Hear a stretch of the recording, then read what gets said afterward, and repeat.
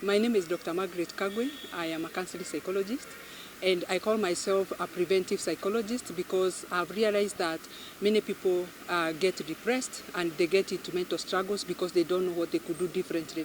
So I started during COVID. People would call me and ask me, Daktari, what can I do? I'm stressed. My children, I can't take care of them. I can't handle my family. And I asked myself, rather than take care of one person at a time, what can I do to ensure that I empower many people?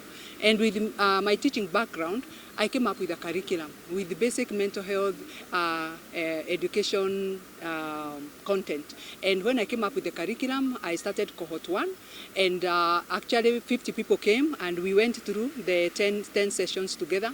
It used to be a space where people can come and talk what is going on, what they are fearing, and what is happening in their homes. And within a very short time, we realized that we needed this. So after that, we did cohort 2, and even after COVID, people demanded that they wanted to continue because people used to tell their peers, and they used to tell their co-workers, they used to tell their bosses and even their workers to join. And so up to date, we hardly ever even advertise. But even today, like now I have a class which has more than 130 people.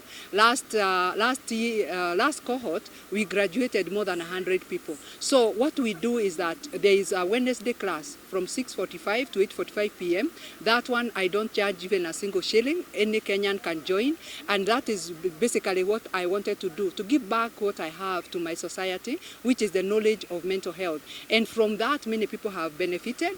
And out of the cohorts we created a community, and that they are the ones behind the work today. So today we are working for suicide prevention, and we are saying that a person doesn't have to die by suicide. Simply talking, even smiling to somebody, they could feel like they're important. So we are teaching people what to do and how to recognize people who are stressed so that they can be able to even have a conversation with them or even refer them to some kind of help. So today we have worked, we have created awareness, and after this we are going to create a series of webinars where we'll be educating people on suicide, we'll be educating people on signs and even what to do and the referral points in case a person needs help.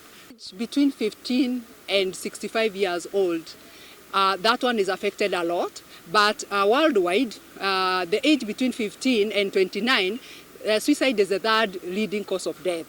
And these are people who should have everything together because they are generally healthy, unlike the older people and unlike the young people who may not understand what life is about. So these are the people who are the prime of their lives, and they are the ones who are taking their lives, and they are the ones who are dying a lot by suicide, and more so men.